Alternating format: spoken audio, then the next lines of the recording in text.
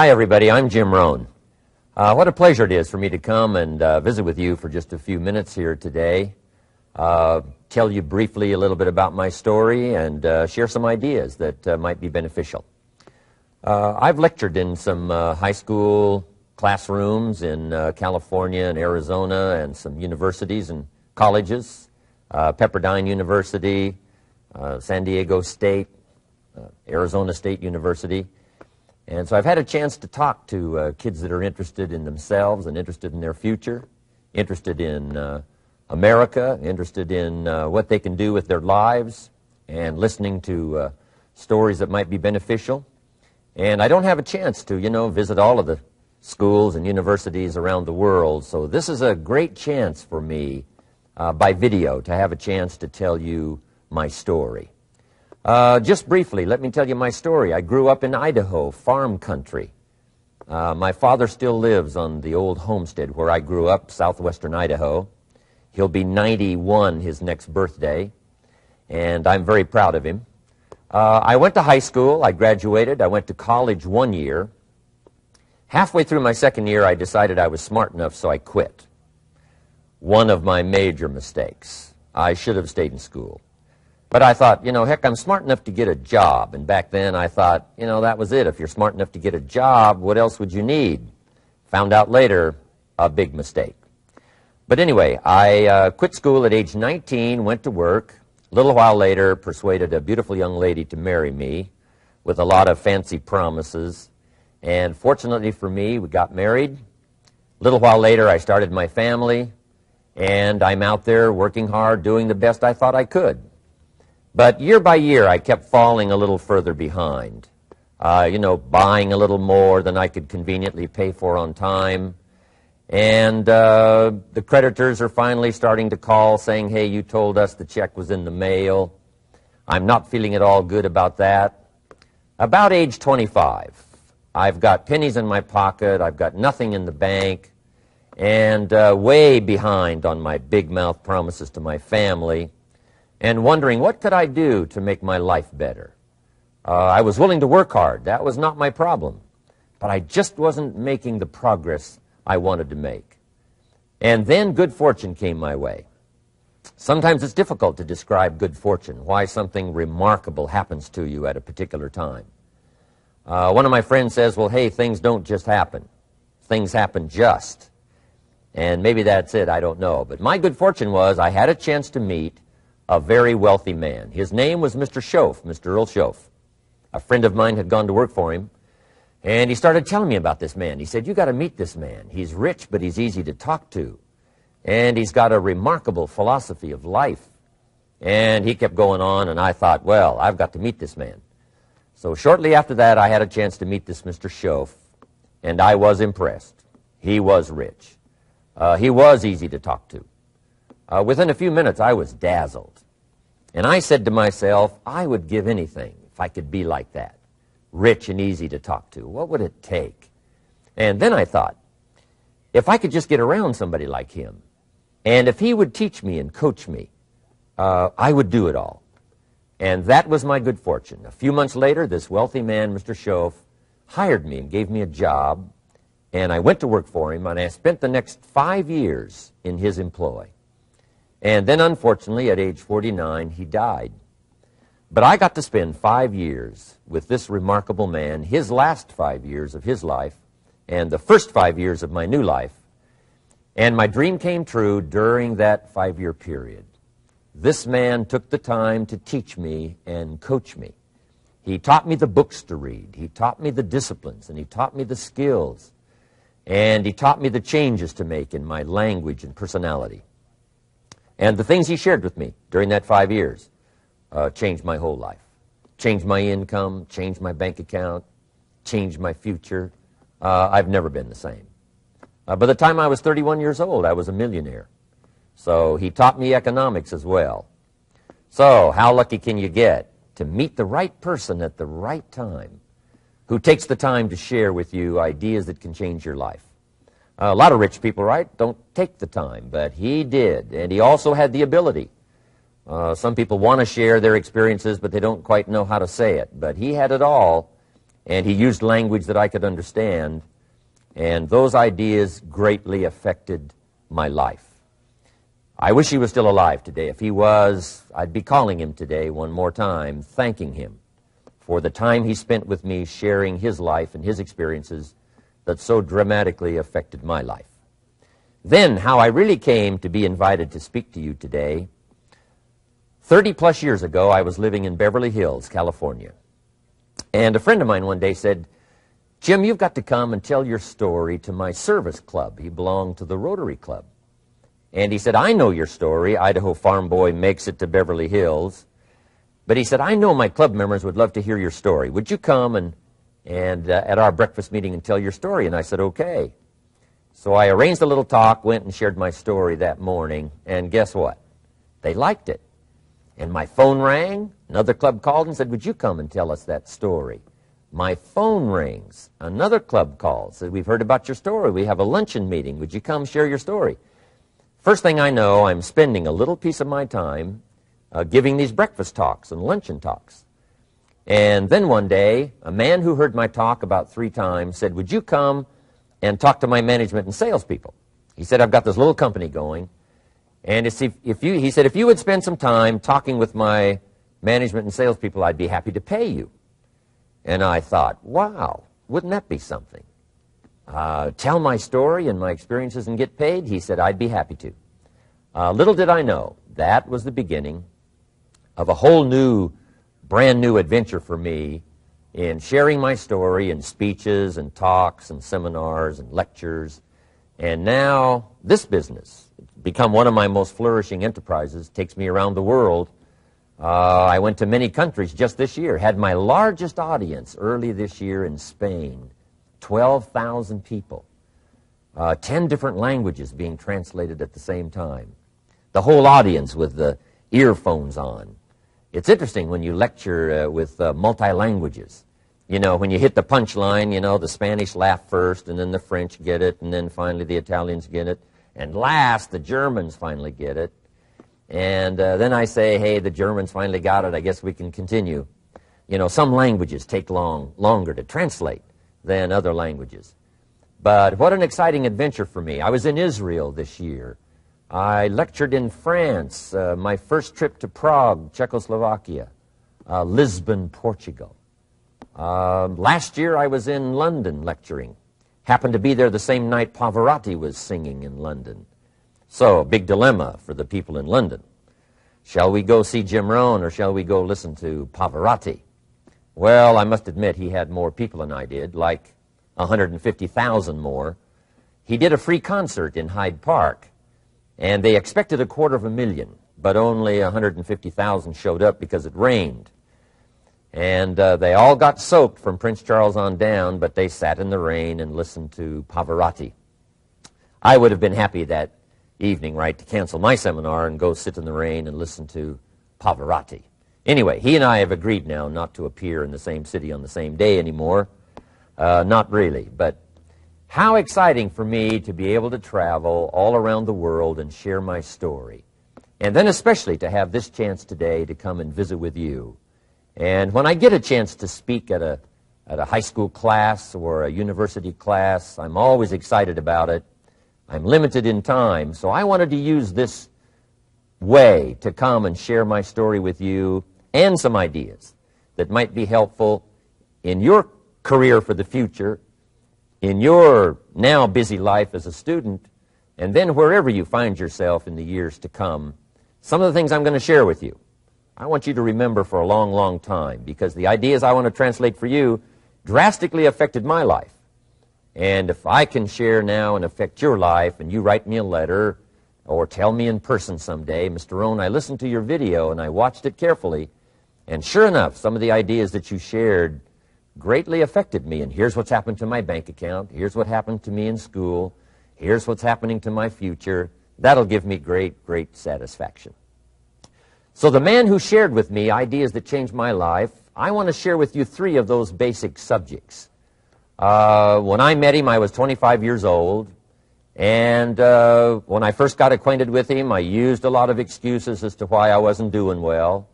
And he said, well, tell me a little bit about your story. And I told him, I was behind on my bills, had pennies in my pocket and nothing in the bank, that I was embarrassed about being behind on my big mouth promises to my family.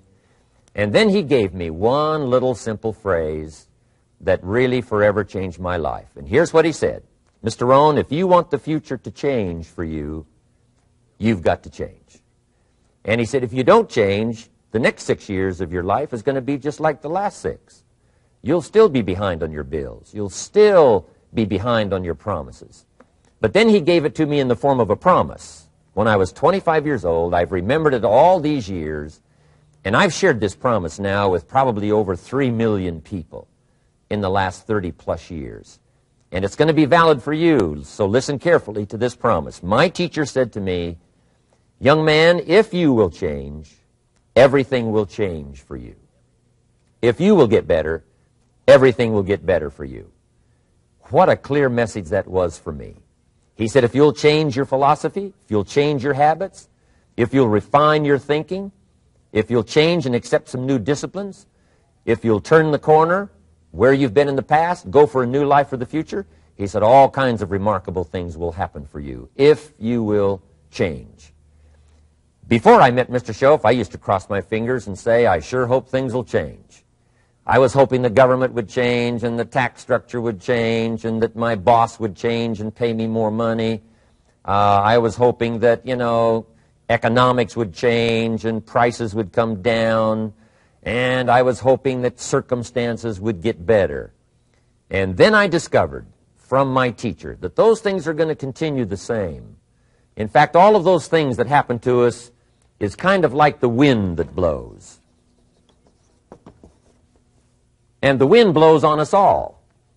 In fact, in America especially, the last 6,500 years of recorded history, we've got probably the most favorable wind that's ever blown. Economics and circumstances, living in a free country, democracy and freedom, an excellent economy. Sure, we struggle at times, but compared to the rest of the world in the last 6,500 years, we've got the best wind ever. But if you just let the wind blow, I'm telling you, it won't take you where you want to go. All of us must use this wind to take us to the dreams we've got, to the equities we want, to the money we want, to the income we want, and to all the things we want our life to have. This is where we want to go, and we've got a good wind, but we must not leave our future just to the wind, just to the economy, just to the structure of the way things are happening today. Here's what we must learn to do, and that is set a good sail. And if you'll learn to set a good sail, and that's what my teacher taught me in those early days. He said, Mr. Rohn, the wind is going to blow however it's going to blow. Politics are going to be politics, and the economy is going to be the economy. And however it turns out, that's the way it's going to be. What you must learn to do is not to wish for a better wind. That's naive. The key is to wish for the wisdom and the skills and the learning so that you can set a better sail. And so that's what I did at age 25. I went to work not on the economy. I went to work not on the community. I didn't go to work to try to change the government. I didn't go to work to try to change my boss or the company. I didn't go to work to try to change circumstances. I went to work to try to change myself. And I picked up that promise my teacher shared with me, that if I would change, my income would change. If I would change, my bank account would change. If I would change, my future would change. And sure enough, his promise came true for me. The first 6 years of my economic life, I wound up broke. Those pennies in my pocket, nothing in the bank, behind on my promises. The second 6 years of my economic life, I wound up rich. But interestingly enough, the second 6 years of my economic life, the government was about the same and the economy was about the same. The companies were about the same. What they paid was the same. Circumstances around me were the same. My negative relatives were the same. But I was not the same. That's how my life changed. And that's how things started working for me, changing my life all those years ago. So that's what I wanted to share with you to begin with, this beginning of what Mr. Schoaf shared with me, that if I wanted my life to change, this was what I was going to have to do. And so he broke it down into 3 subjects that really made an impact on my life, and I want to share those with you. The first subject he called personal development. And the second subject he called setting goals. And the third was how to become financially independent. And I'd like to give you just a few clues from those three major subjects that so dramatically affected my life. And let's get started. The first one is personal development. Now, in illustrating personal development, Mr. Schoaf, my teacher, started with money. You know, money's not the only place to start in talking personal development, but it's where he started, so let me share the thoughts he shared with me back then. Let me share them with you. Here's the best lesson I can give you on economics. It's very simple. We get paid for bringing value to the marketplace. That's about as simple as I can put economics. We get paid for bringing value to the marketplace. Now, it takes time to bring value to the marketplace. However, we do not get paid for time. So we cross that out. Mistakenly, the man says, I'm making about $20 for an hour. Not true. If that was true, you could just stay home, right, and have them send your money. So that's not true. We don't get paid for time. We get paid for value brought to the marketplace. Now, since that's true, here's one of the key questions of my talk to you today. Is it possible to become twice as valuable to the marketplace and make twice as much money in the same time? Is that possible? The answer is yes. Could you become 3 times as valuable as you might be right now to the marketplace and make 3 times as much money in the same time? And the answer is yes. 5 times? 10 times? Of course. America is unique. It's a ladder to climb. It starts down here, let's say, at $5 an hour, and it keeps going up. Top income last year, $80 million. The guy who runs Coca-Cola. Now, that's a heck of a ladder. That's why everybody wants to come here, right? The boat people are not headed for Vietnam. People haven't plotted and schemed for 50 years saying if I could just get to Poland, everything would be okay. Not true. Everybody wants to come to America. And the reason is because we've got the best wind ever blowing in our favor. We've got the best economic opportunity anybody's had in 6,500 years. And all you have to do is understand it and take advantage of it. Now, there's some key questions to ask here. Why would the marketplace pay someone only $5 an hour? Very simple answer. They're not very valuable to the marketplace. Now, we must underline to the marketplace. This person might be a very valuable brother. Yes. Member of the family, valuable. Yes. Valuable member of the church, of course.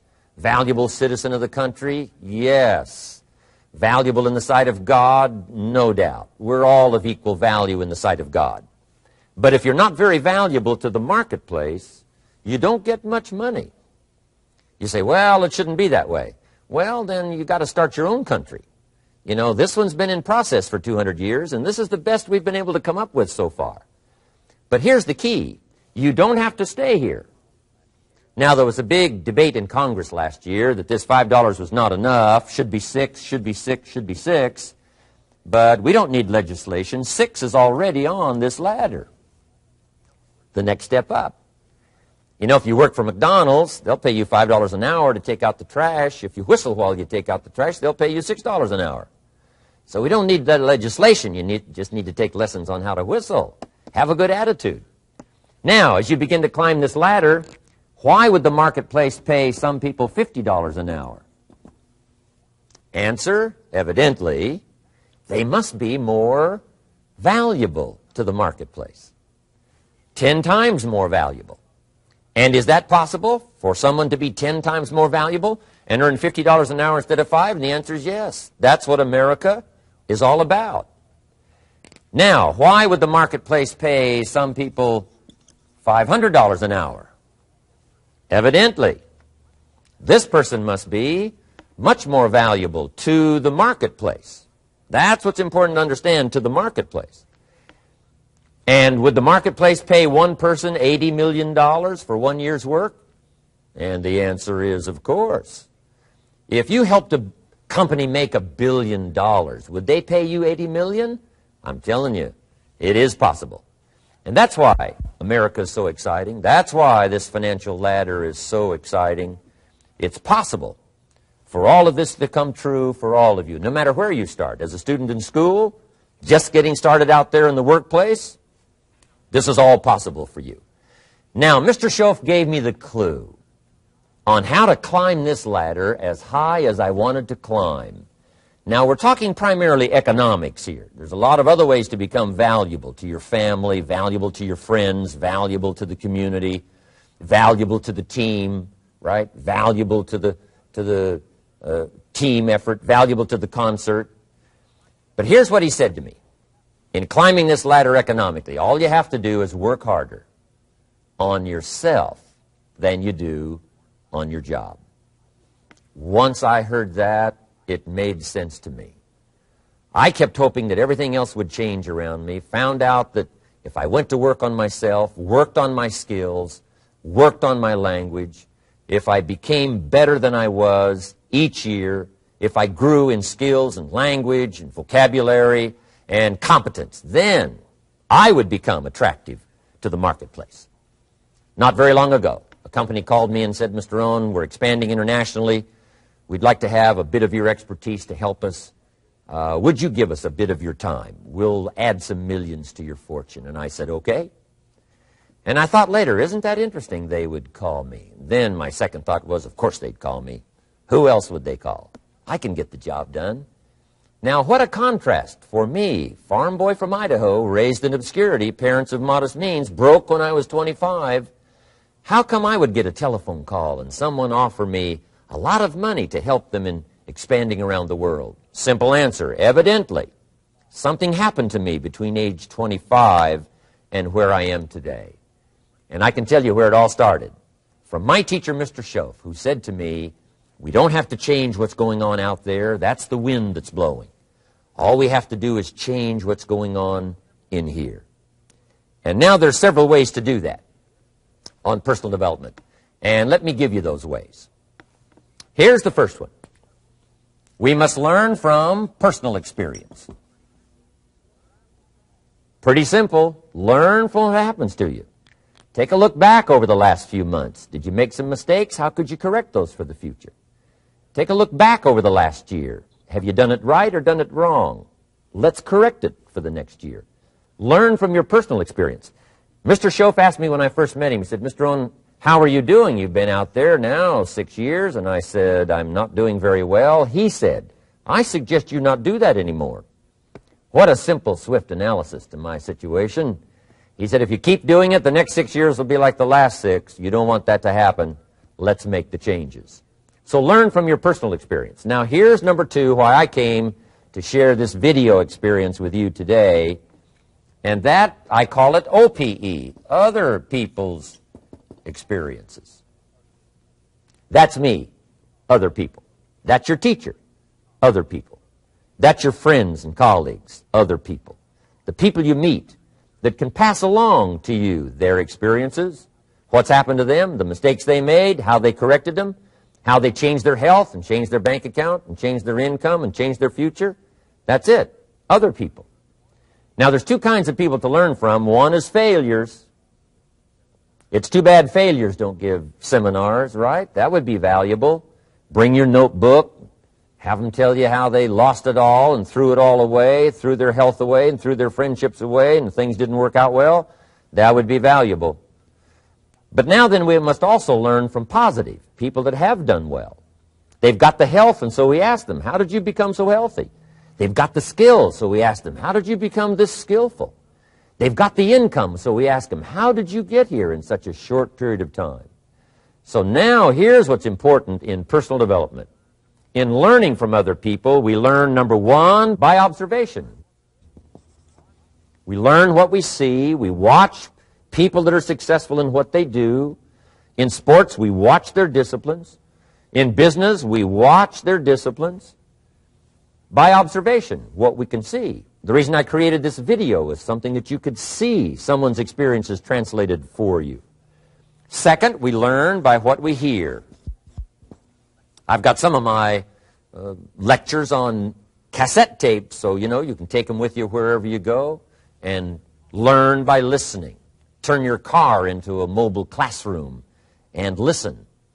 And then listen to the sermon on Sunday morning. Listen to the lectures. Listen to the teacher.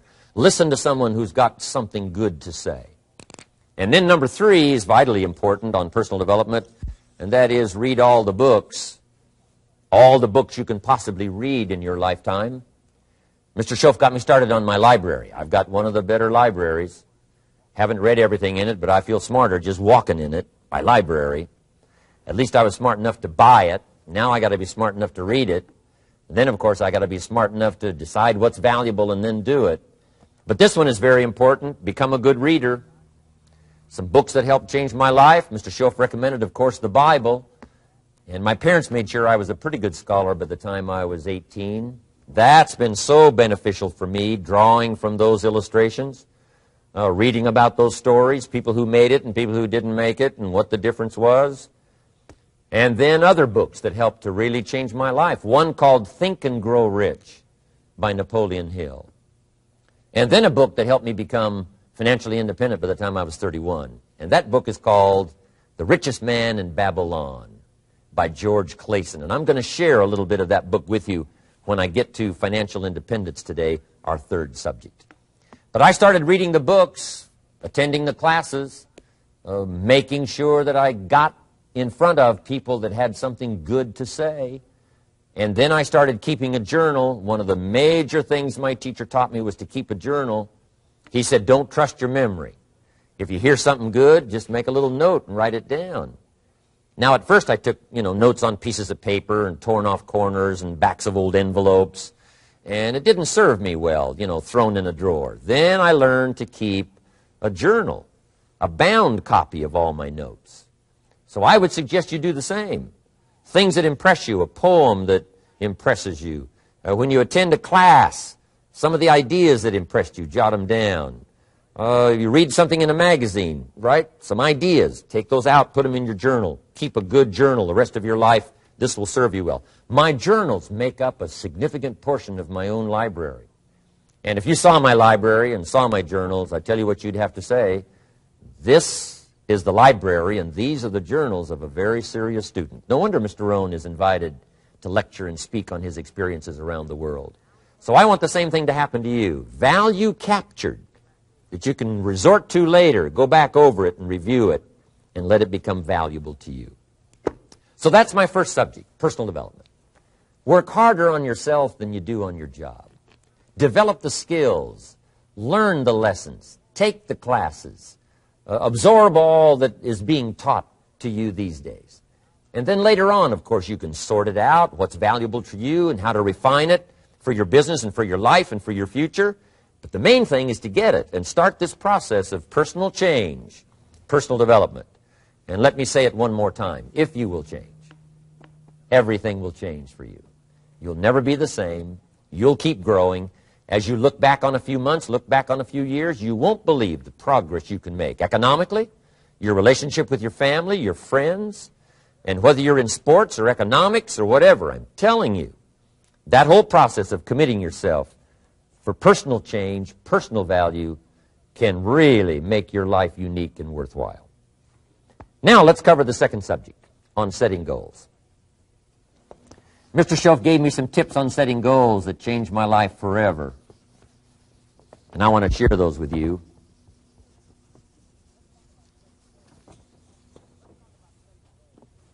So let's talk about setting goals, and I also want to tie it to personal development, and you'll see how I'm going to do it as I progress here. Setting goals.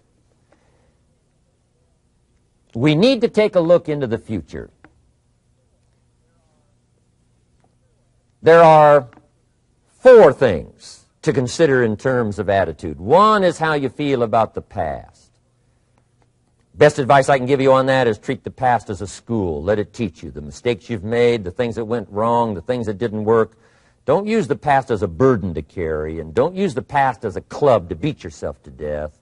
past losses, past failures, past mistakes. But let the past be a school. Tough school maybe. We've all been through some tough stuff. So if you feel good about the past, draw from it for experience and let it teach you. Then next is how you feel about the future. We've got to have the future well designed. The future is called the promise. And here's what we teach in our leadership series.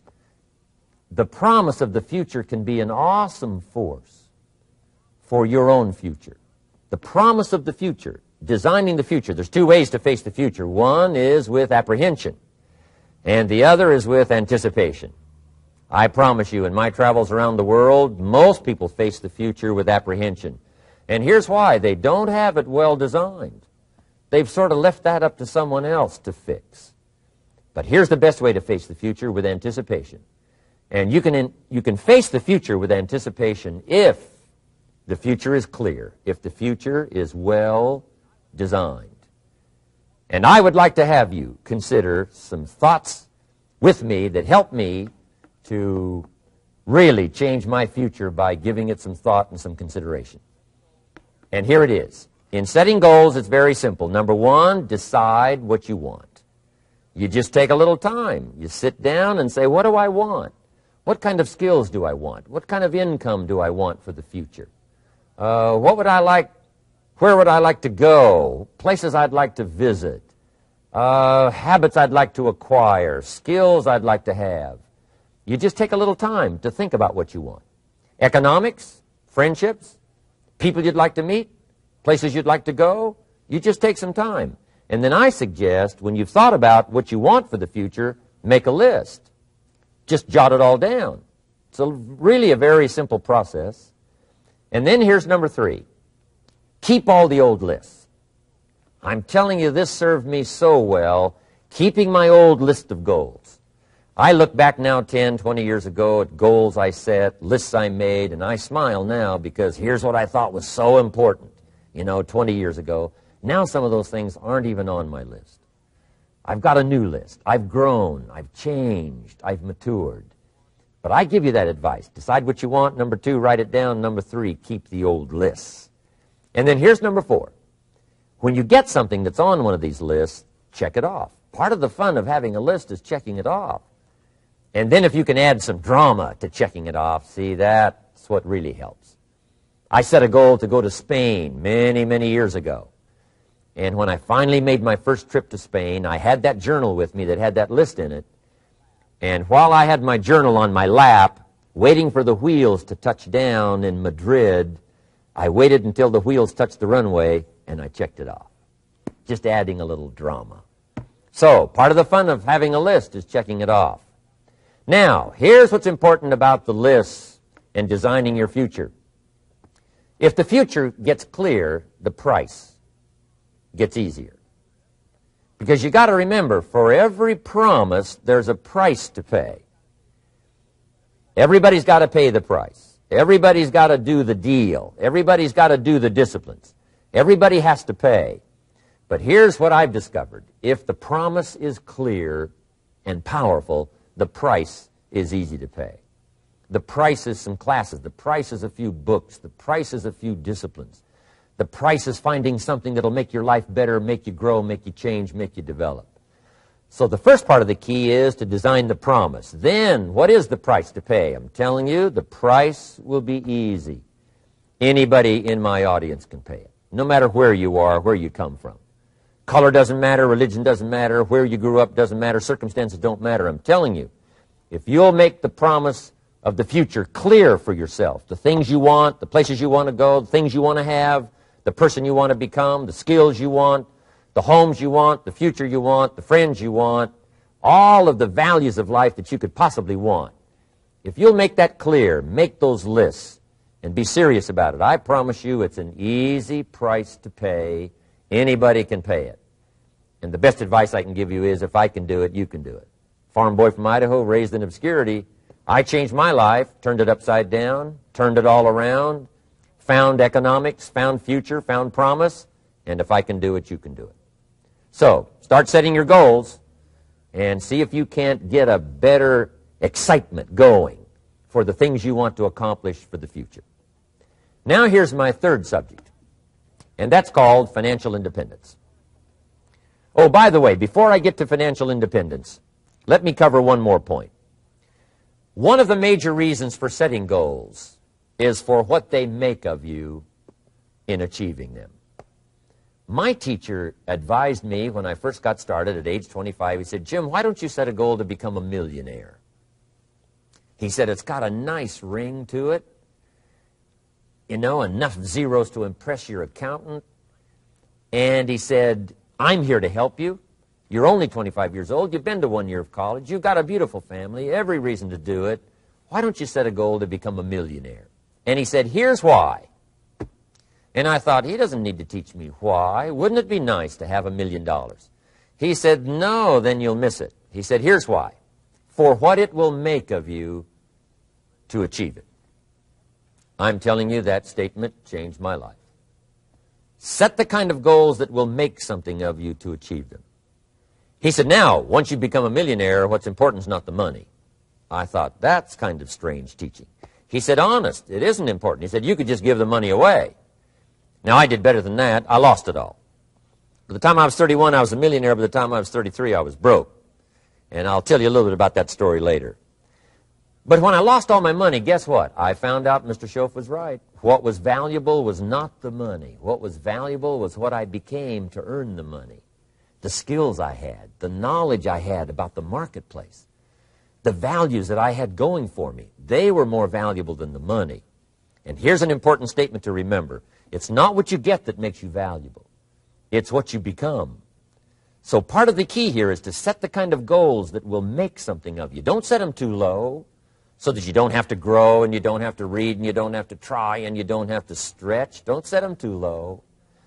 And then don't sell out.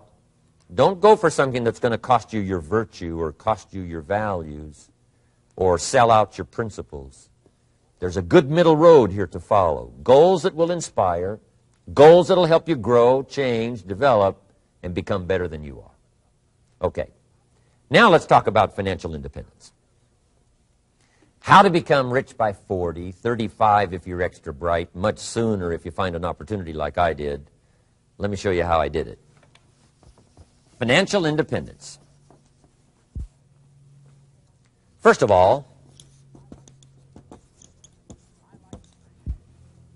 I like the phrase financial independence. Some people are a little bit concerned about using the word becoming rich or becoming wealthy, and I can understand that. I struggled a little bit with this. Is it okay to go for becoming rich, go for becoming wealthy? And maybe that's a bit too strong a word or strong a term. So here's what I've come up with that I think is comfortable for me, and that is how to become financially independent. I think it's every person's heritage here, especially in America, to become financially independent. Now, let me give you my definition of financial independence. Financial independence is the ability to live from the income of your own personal resources. Financial independence. Now, it depends on how you want to live. If you need $2,000, $3,000 a month, if you need $4,000 or $5,000 a month, if you need $10,000 a month, some people may need, $100,000 a month. But whatever you would need to live, and you could earn that living from the income of your own personal resources, that's what I call financial freedom, financial independence. And let me show you how to acquire it. If you start at age 15, between ages 15 and 35 is 20 years. And in my personal opinion, based on my own studies and my own experience, 20 years, in my opinion, is enough time to become financially independent. If you're not, you don't live in the wrong country. Probably what's happened is you have the wrong plan. And it's easy to be a nice person with the wrong plan. I found that when I was 25 years old. I was broke at age 25, and I was a nice guy. You would have liked me. But I'm telling you, my plans up until then, especially my financial plan, left me broke. I totally changed it the next 6 years, and I became financially independent. So I know what I'm talking about. It is possible in a reasonable amount of time, 15 to 35, whatever, 20 years' time, enough time. You can do it in a much shorter period of time, like I did if you want to. But this is a reasonable enough time. But here's number one. First of all, you got to have the right philosophy. Philosophy is our ability to gather knowledge and sort through it and decide what's valuable. To develop a philosophy about life, a philosophy about our health, a philosophy about our family relationships, a philosophy about economics. And if you develop the right philosophy, that's what helps to set this sail so that in 6 years it takes you where you want to go instead of winding up like I did that first 6 years of my economics, broke, no money, empty bank account. The right philosophy. Now let me give you a couple of philosophies to consider. Here's the first one. It's called the philosophy of the poor. And here it is. Poor people usually spend their money and invest what's left. That's the philosophy of the poor. Now here's the philosophy of the rich. Rich people invest their money and spend what's left. And here's the startling answer. It really doesn't matter what the amount is. What's most important is not the amount. What's really important is the philosophy. So I would ask you to adopt this philosophy of spending after you have invested. Invest first, then spend. And I've got a little formula that I'm going to share with you. Now, what should a child do with $1? I mean, there's a lot of debate going on, I'm sure, across the country on what a child should do with $1. Here's one opinion. It's only a child and it's only $1. What difference does it make? Well, in my opinion, it makes all the difference in the world. A person's economic future starts with a child with $1. Somebody says, oh, no, you're only young once. Let him spend it all. Well, when would you hope that would stop? Somebody says, well, wait till he's 50 and broke like me, and then he'll learn. Well, no, we don't want to wait that long. If I would have known earlier than age 25, I would have changed. In high school, if they would have had classes called Wealth 1, Wealth 2, I'd have taken both classes. I would not have waited until age 25. So, the earlier the better. So, what should a child do with $1? Here's the simple premise to begin with. Don't spend it all. And if a child wants to spend the whole $1, you got to say, hey, don't spend it all. Don't spend it all. They'll say, why not? It's my $1. I earned it. You say, I know you earned it, but don't spend it all. They'll still say, why not? Say, let me show you why not. So you put them in your car, take them to the other side of town, and show them where people live that spend the whole $1. You just drive them around. Kids learn best by visual. Just drive around and say, would you like to live here? Kid says, no. Would you like to live like these people live? Kid says, no, no. Then you can't spend the whole $1. So, kids will get the message. So, take them to the other side of town, show them around, unless you already live there, and then just show them around. Anyway, don't spend the whole $1. Now, let me give you my best view of what to do with $1. And I promise you, if you started at age 15, now if you're over 15, right, you've still got plenty of time. You still got 20 years. If you're 30, you've still got 20 years. I mean, you still got plenty of time to start what I'm about to share with you. What to do with $1. Here's my first bit of advice. Never spend more than 70 cents. Never spend more than 70 cents. Now, you got to pick some number, and the number you pick is going to be determined by your philosophy. It's going to be determined by what you've been taught or your experience teaching yourself. When I first met my teacher, Mr. Schoaf, I was at about 110% of each $1. I'm down at budget finance, hawking my furniture and my car one more time. And then I learned a whole better formula for financial independence. Number one, don't spend more than 70 cents. Now, kids say to me, well, okay, what do I do with the other 30 cents? And here's what I teach them. 10 cents for charity.